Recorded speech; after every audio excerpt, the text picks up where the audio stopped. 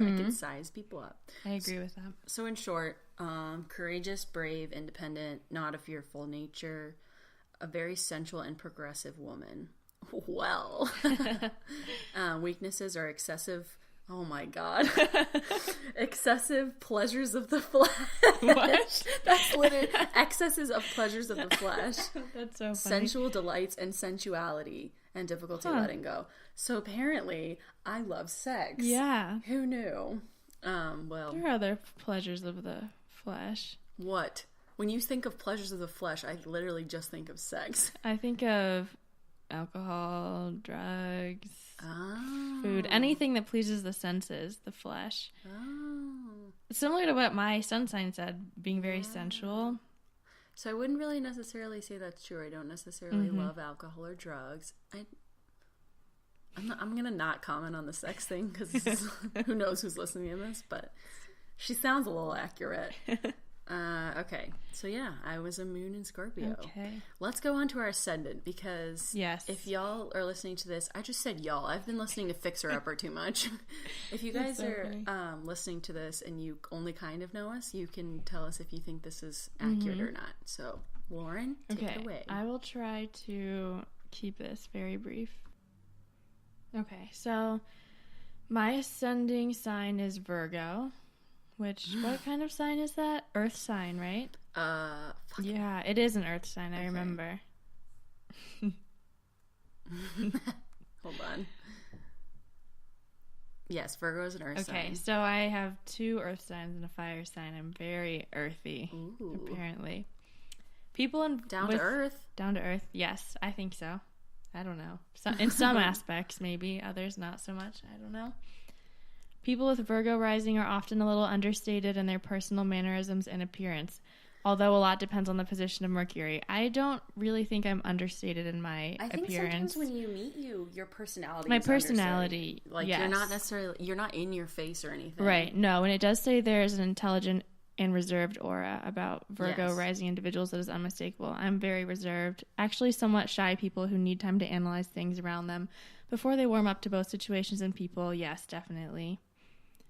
This quality can be received exactly as that, or it can be received as a rather standoffish, cool, and even critical manner.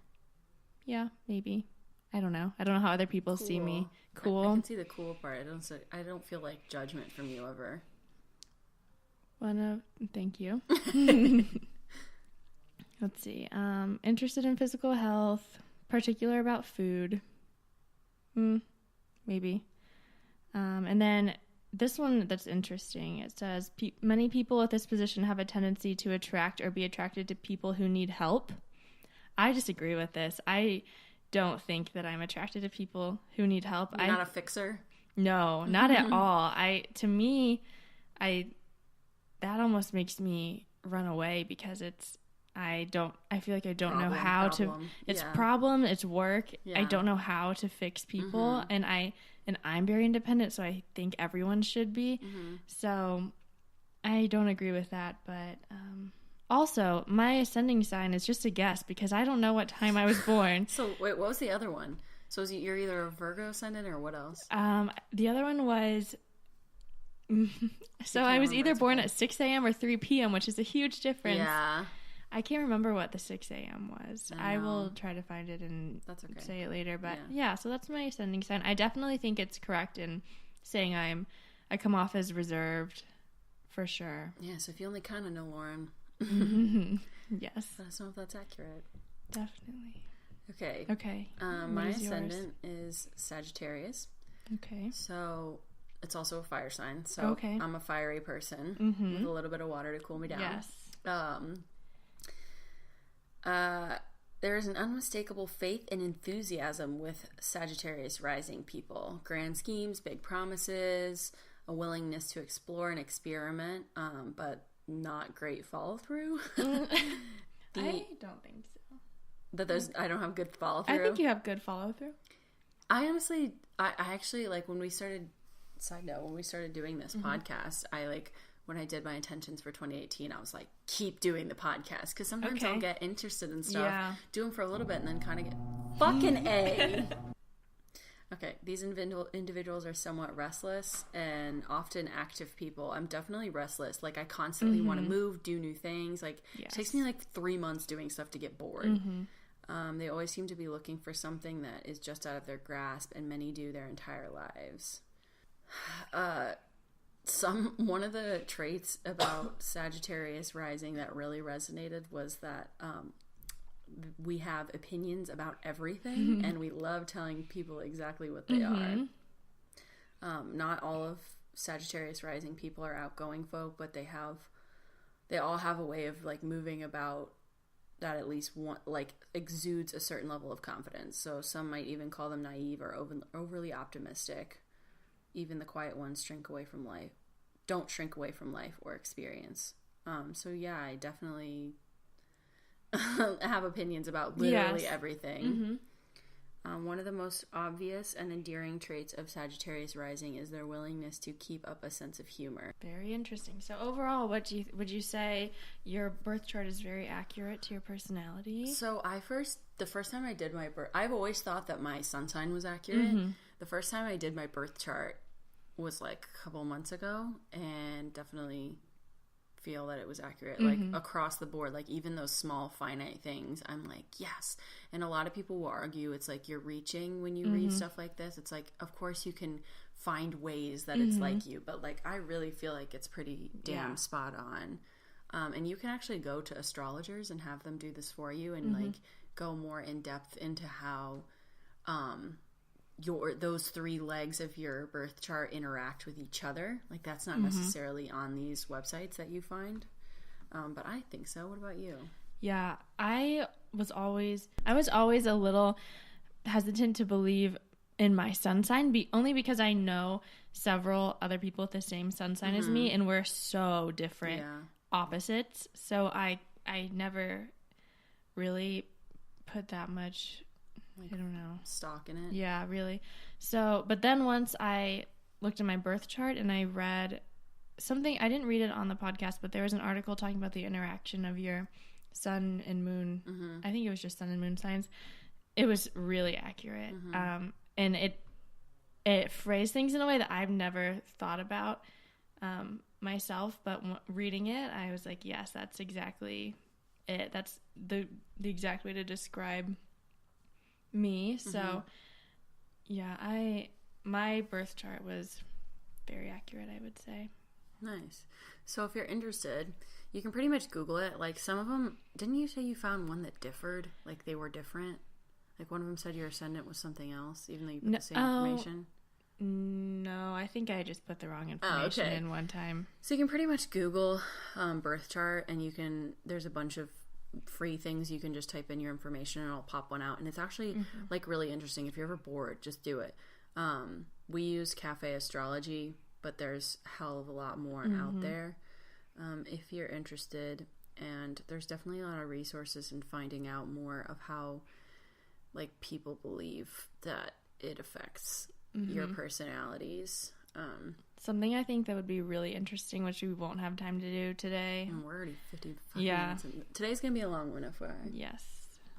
But I also think the Myers-Briggs personality test is super interesting. We should do that on one of the episodes. Yeah, I would love to compare my Myers-Briggs type to my birth chart and see how they line up, because I also think my Myers-Briggs type is really accurate. I know my Myers-Briggs, and I obviously now know my birth chart. I'd say they line up pretty well to each other.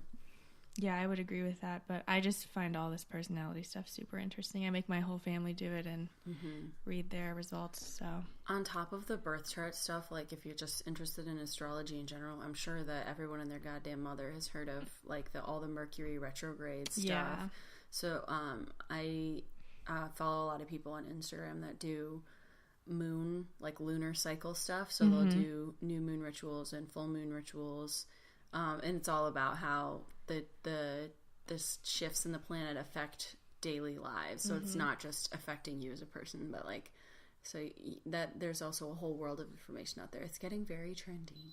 It is, definitely. Like the whole rise of people like feeling more connected to the earth, and spiritual and more connected to the earth and the environment, and how our generation's more into being green and recycling and saving the planet. I think this is going to sound bad, especially if you don't know what it means, but there's been a rise in like pagan religions, which like worshipped a lot like earth goddesses and stuff like that. So it's giving rise to that. Pagan just basically means you don't believe in a like a specific god. I think the original meaning of pagan was you don't believe in the God of the Bible, of biblical times, because I think all other religions other than believing in the God of the Bible were considered pagan. I think. Gotcha. I think you're right. Yeah, I think you're right. I think it just means anything outside of the like mainstream religion of the time.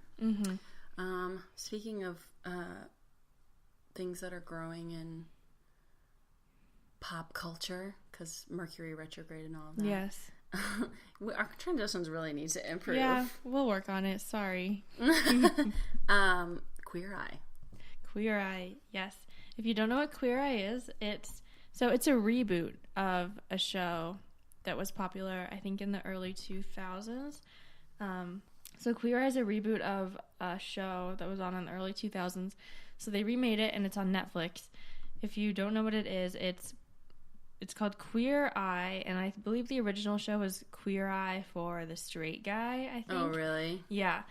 So it's a team of 4 gay guys who they select one person to make over each episode. So they makeover show. Yeah, it's a makeover show, and they make over kind of all aspects of your life, not just physical. So they do give you a new wardrobe and a new haircut and groom you, but they also teach you lifestyle stuff. Like there's a guy who focuses on culture, and there's a guy who focuses on teaching you how to cook, and then you also get your space, so your house redone. It's essentially the most wholesome show that's ever existed. Like the guys that they have it on there that they make over, I would say a lot of them are pretty conservative. Definitely. It's filmed in Atlanta, so they're probably like country bumpkins. Yeah, I would say that they're like the guys that they have on there are pretty conservative from the South, and they like I think at the beginning of the season it's like we're not fighting for tolerance anymore, we're fighting for acceptance or whatever. And it's like very true. Like my mom doesn't like watching shows that are like deep or whatever, and it kind of is deep in like a really roundabout way. Like it's very base level, like it's a makeover show. It's like anything you'd watch on TLC or HGTV. Like it's mindless television kind of.